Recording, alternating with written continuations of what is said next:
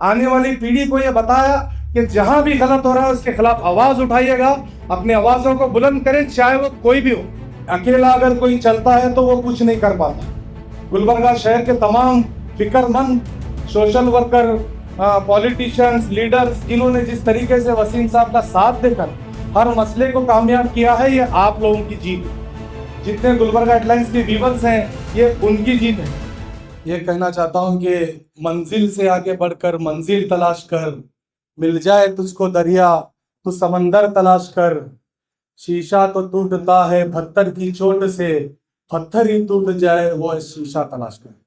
वसीम साहब शुरू में जब गुलबर्गा हेडलाइंस में वीडियो डाला करते थे, मैं उनका भाई होने के नाते बहुत लोग गुलबर्गा शहर में मुझे जानते थे।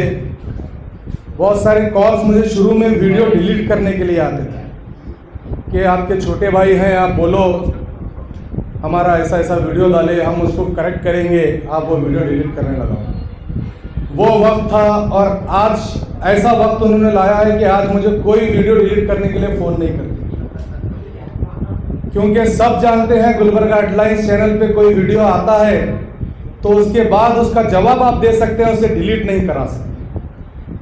और जहां कहीं भी मैं जाता हूं, चाहे हैदराबाद हो, सेडम हो, एक वाक़या मेरे सामने आता है। सलमान अज़हरी साहब अलन को आए थे, बहुत बड़ा प्रोग्राम हुआ था, तो वहाँ पर अलन के बच्चे वसीम भाई बोल के मेरे साथ सेल्फी लिए। पहले अजीम के छोटे भाई बोलकर जाने जाने वाले वसीम, आज मैं जहाँ कहीं भी जाता हूँ तो वसीम के बड़े भाई अजीम बोलकर जानते हैं। इस बात का मुझे गर्व और फख्र है। और जहाँ कहीं भी माइक्रो फाइनेंस की आप लोगों ने बात की, तो माइक्रो फाइनेंस के आड़ में हमारी माँओं का, हमारी बहनों का इज्जत लूटने का काम किया जा रहा था। उसको रोकने में मेरे भाई का बहुत बड़ा हाथ है। अकेला अगर कोई चलता है तो वो कुछ नहीं कर पाता।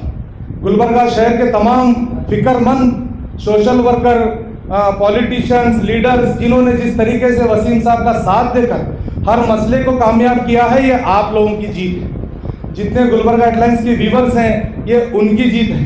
तो आज एक अवार्ड मिलना, ये इस अवार्ड की खुशी नहीं, इतने साल जो मेहनत कर आज जो मुकाम बनाए हैं, कहीं पे किसी दोस्त के घर पे या हमारे घर के बाहर आंगन में कहीं पर भी चेयर डालकर वीडियो एडिट कर वीडियो अपलोड करने वाला लड़का आज अपने दम पर एक ऑफिस खोला है, जिसके नीचे 5-6 लोग काम करते हैं और हक की आवाज़ उठाते हैं।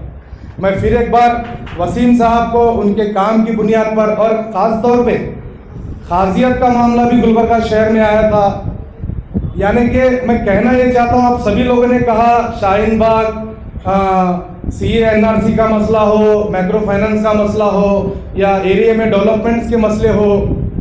मैं पॉलिटिशियन हूँ, हर बार एक पार्टी में रहा हूँ। मैं जब भी मेरे पार्टी के जो लीडर होते थे, जो उन्हें होते थे, बस उन्हें ये कहता था कि आपके पास अजीम शेख ज्वाइन हो रहा है, ये गलतफहमी में मत रहना कि वसीम शेख भी इस पार्टी में आ गए। हम देखते हैं कि कोई हमसे ज़्यादा ताकतवर है, कोई कुछ भी कर सकता है। जब उसके खिलाफ मेरा भाई वीडियो डालता है तो मुझे फख्र से मेरा सीना चढ़ा होता है। और जहां कहीं भी मजलूम की आवाज़ होती है, मैं सिर्फ गुलबर्गा हेडलाइंस नहीं, गुलबर्गा शहर में बहुत सारे ऐसे चैनल्स हैं, मैं उन तमाम रिपोर्टरों का भी शुक्रिया अदा करता हूं, जिन्होंने आने वाली पीढ़ी को ये बताया कि जहां भी गलत हो रहा है उसके खिलाफ आवाज़ उठाइएगा, अपनी आवाज़ों को बुलंद करें, चाहे वो कोई भी हो।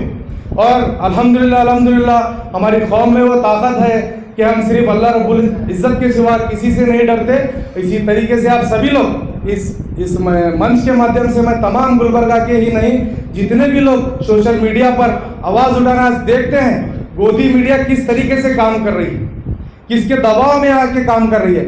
आज आपको अगर कोई सच बता रहा है तो सोशल मीडिया के थ्रू, फेसबुक, इंस्टाग्राम के थ्रू आप लोगों तक सच आ रहा है। तो आप लोगों का भी एक फर्ज बनता है कि ऐसे किसी को छोटा चैनल और किसी को बड़ा चैनल मत कहिएगा, किसी को भी छोटा चैनल और किसी को भी बड़ा चैनल मत कीजिएगा।